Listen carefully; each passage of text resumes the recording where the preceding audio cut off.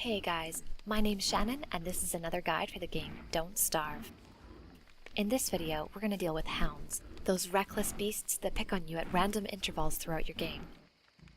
While only 2 hounds will spawn for the first attack, that number will slowly increase over time, and once you've reached 100 days into your game, you can be dealing with up to a dozen at a time, every 3 or so days. You can refer to the About tab below for a guide on how often the hounds will spawn. I've said this before, but make sure that by day 6 you have a basic science machine built, with the rope, log suit, and spear researched and built as well. This way you can fight them easily. By around day 20, you want to make sure that you have the second science machine built, so that you can research and build the football helmet. That way you have even more damage mitigation. If you're ever caught without good protection, but there are pigs or beefalo nearby, run to them, since the hounds will aggro these neutral mobs.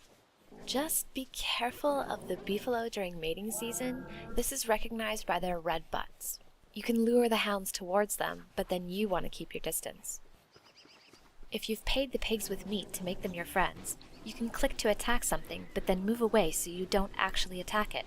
But the fact that you've already clicked it will prompt the pig followers to attack it anyhow.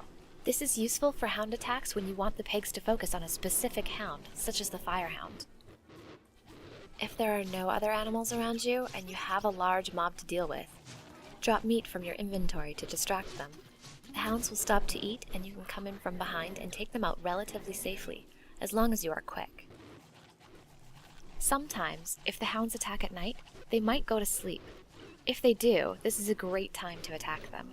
You can also use a pan flute to put them to sleep. When being chased, the hounds run faster than you, but their biting animation slows them down.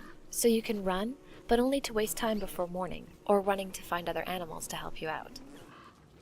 In a bind, you can also run to tall birds or spiders to fight them for you, but these will also attack you, so be careful. If you have any followers, such as small birds or Chester, they can take damage and die, but are not able to hit back. They are therefore a liability during these fights. Sadly, there is no way of making the small birds stay behind in the safety of your camp while you go off to fight the hounds. There is, however, a way of saving Chester. If you're able to, when you switch to your log suit in preparation for the hound attacks, make sure that you move the eye bone to your backpack from your body slot before you drop your backpack.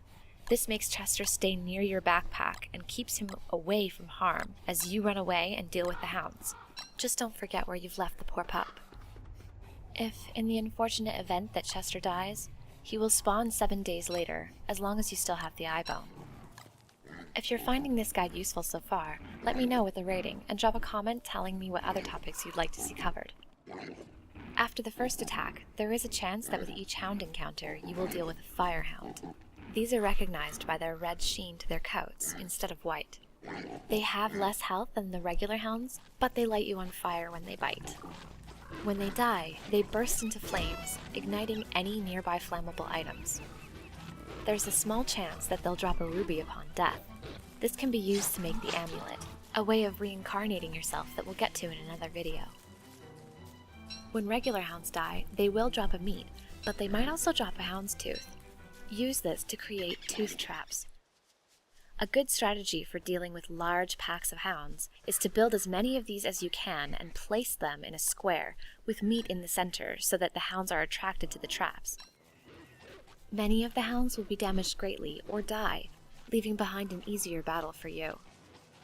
One of the only items that you build that can also burn, since most items researched don't catch on fire, is the bee box. Since there are only a few of these able to be made in the entire world, and since hounds love to attack bees, it is advisable to protect your bee boxes by surrounding them with traps. But at a distance. Remember, if there is a firehound and it explodes from activating a trap, say goodbye to your honey health resource. While it might sometimes feel like hounds are a nuisance, they are a great aspect of suspense since they keep you on your toes in this game.